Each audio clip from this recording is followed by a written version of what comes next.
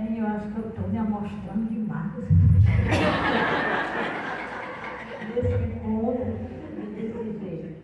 Mas, enfim, primeiro, a minha família sempre, meu pai principalmente, né, sempre nos ensinou a respeitar todas as pessoas.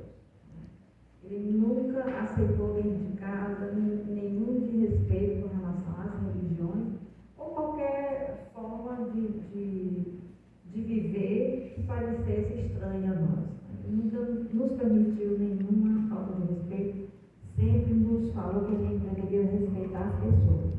Quando a gente acha estranho, quando a gente não concorda, que a gente deve respeitar mais ainda. Então, isso aí foi uma coisa que eu recebi de família. Depois, quando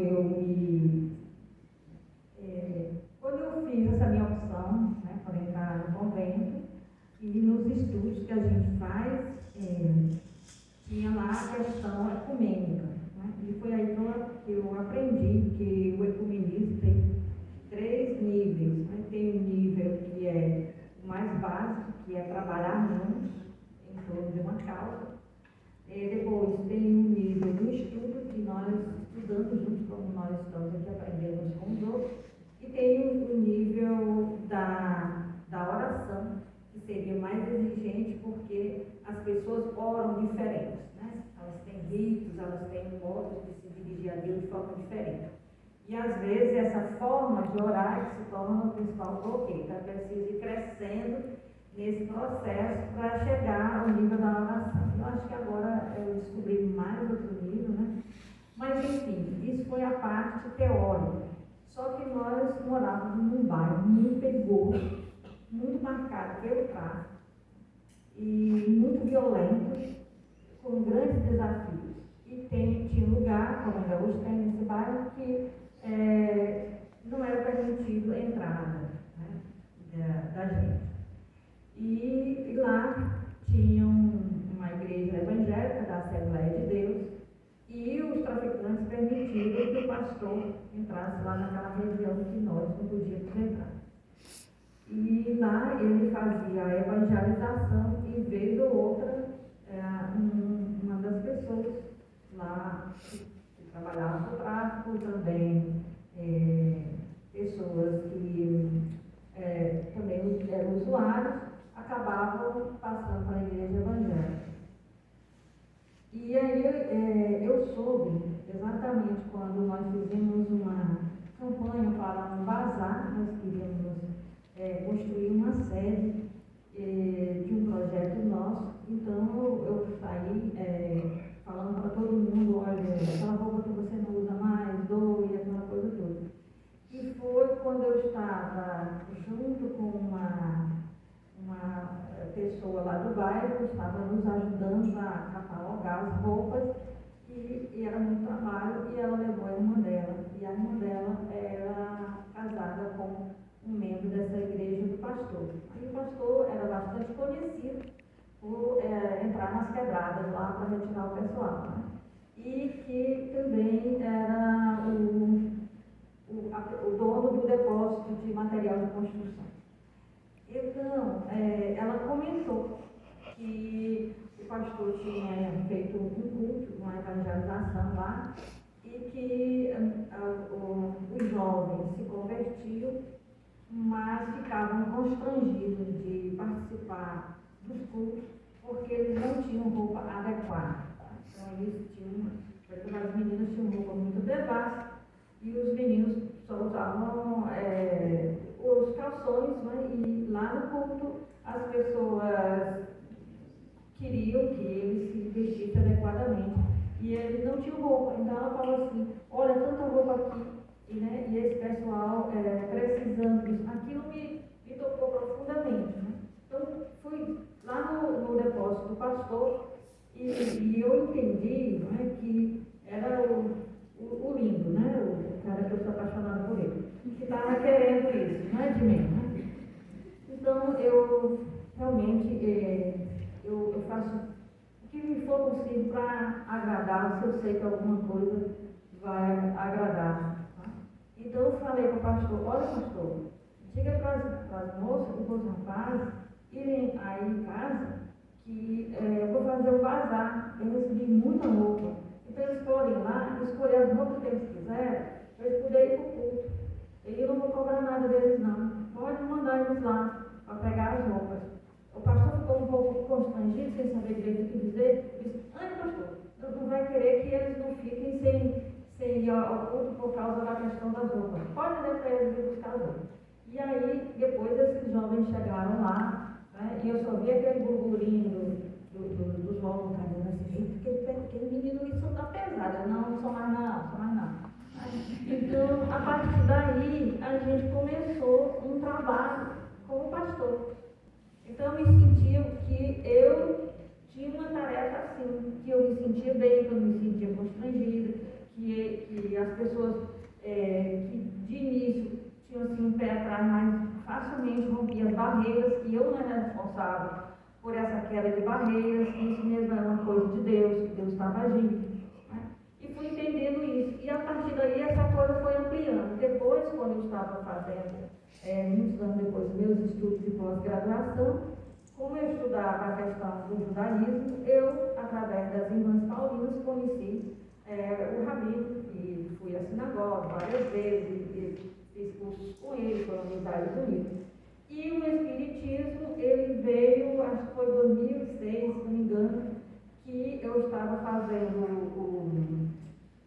o curso para aprofundamento do espanhol, porque eu ia fazer um ano acadêmico na Espanha e precisava, na conversação, desenvolver mais. E então o professor perguntou sobre o que nós vamos conversar, eu disse sobre qualquer coisa, porque o que eu preciso é desenvolver uma conversa espontânea sobre qualquer assunto que venha à tona. E então ele começou a perguntar coisas sobre mim, eu tentei falar em espanhol. E aí eu falei, eu faço doutorado na Universidade aqui pertinho dos Jesuítas. E ele perguntou em que, eu disse sobre judaísmo, deixou isso muito esquisito. E aí acabou que eu falei que era freira, né? Não estava usando as roupas do hábito, né? Indumentária. Então, aí ele falou que interessante, não sei o quê. E aí, aos pouquinhos, ele foi e disse assim, eu sou espírita. Mas ele está mentindo, é espírita.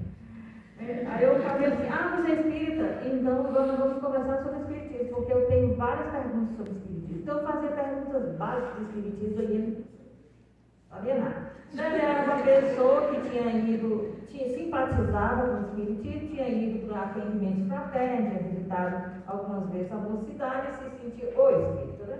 Então, aí eu falei assim, mas você sabe responder essas perguntas. E aí ele disse, olha, é o seguinte, eu vou te colocar em contato com um amigo meu que é professor de inglês, que é o Luiz Sérgio Maroc, que é o coordenador da Mocidade Espírita, do Centro Espírita Manuel Felipe Santiago. E aí você faz essas perguntas para ele. Eu disse, quando então o Luiz teve toda uma preparação, porque essa freira vem falar e tal.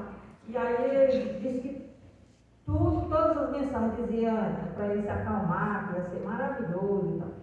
E eu sei que eu fui para conversar com o Luiz. Né?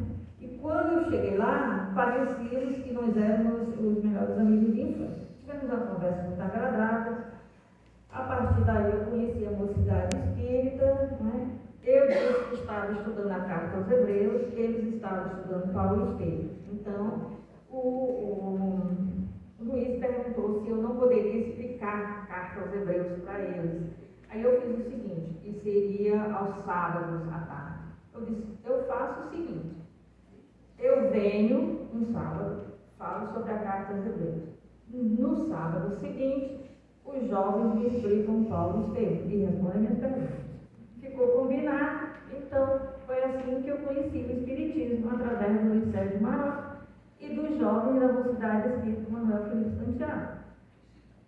Belo Horizonte, Minas Gerais. Tá? Então, eu sou muito amiga do Luiz, da Nívia, né, esposa dele, ainda hoje.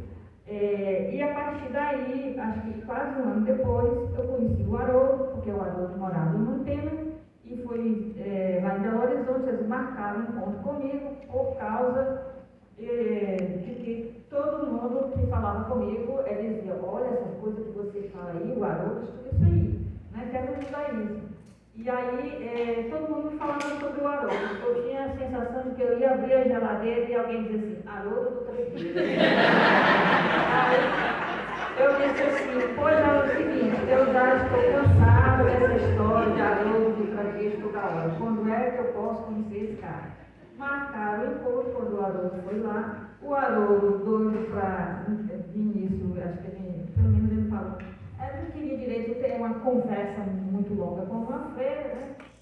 Marcou assim, uns 10 minutinhos, porque ele tinha que ir lá para o aniversário da filha dele, e aí marcou lá na salinha do inglês, né, onde essas coisas aconteciam. Esse dia eu falar da carta de Deus e o menino falar de Paulo e Filho. Então, o Haroldo foi quase na hora do almoço, que era lá na casa da ex-esposa, uns 10 minutinhos antes, para dizer oi para uma frente. Aí o Haroldo chegou e eu, muito prazer, né? E olha, aí eu, não, é porque eu estou precisando de um tratado do Talmud, porque eu fui lá na sinagoga e o rabino disse que lá não tem. Você tem, não sei o quê. O Haroldo foi arregalando o olho, sentou, começou a conversar. E aí o pessoal diz, né, que parecia que não existia mais ninguém, só eu e o Haroldo, nós dois conversando sobre judaísmo, sobre não sei mais o quê. E aí o telefone celular do Haroldo tocando, chamando o Haroldo dizia, eu já vou, eu não ia, aquela coisa mais teve que ir, então quase que a gente não teve nesse primeiro contato quase nada. E ele foi para a Antena e depois, só quando eu voltei da Espanha, foi que a gente começou realmente uma amizade. E depois daí, do Haroldo, do judaísmo, né, de todas essas coisas, naturalmente foi quando eu tive a oportunidade, eu queria também um contato mais próximo com religião de matriz africana, mas ainda não tinha surgido a oportunidade, e foi através da Fraternidade Sem Fronteiras que eu tive o primeiro contato, né, de conversar, de sentar, de dialogar, de tomar café com a Mãe de Santo, né? E inclusive ela já foi no mundo espiritual, e foi a partir dela que nós começamos realmente a conversar. Depois dela veio a Vanus, né? Que foi através do professor Celestino, primeiro virtual, até que chegou o grande dia do encontro pessoal. Então eu acredito assim, que isso foi sendo levado, foi acontecendo, eu nunca ofereci resistências a esse processo todo, que foi sendo cuidado, né? Então tive muitas perseguições espirituais, mas não gosto de contar essas coisas, porque, para não dar ideia também, porque essa não é a minha. Não gosto de dar ideia porque aí eu peguei muitas pancadas, muitas coisas, mas eu falava assim, mas eu estou fazendo foi o livro que pedi, amor da minha vida. Então fácil, né? Então não tem problema isso, né? Se acontecer, ele para no controle, se permitiu, é porque era justo e necessário, né? Me fez descobrir muita coisa, né? Aprender muita coisa, só tenho a agradecer a Deus por ter me permitido, por ter me ajudado a crescer, né? Nessa afinidade, nesse diálogo, nesse amor. E agora, de um tempo para cá, eu descobri que além do orar juntos, existe uma outra necessidade, que seria um quarto passo. Eu já falei até professor de ecumenismo lá no curso de teologia. Ele disse, olha, emprestar a voz para junto com a parte vulnerável, a gente lutar por direitos, tem que estar na lei e a lei tem que ser cumprida, tem que cobrar.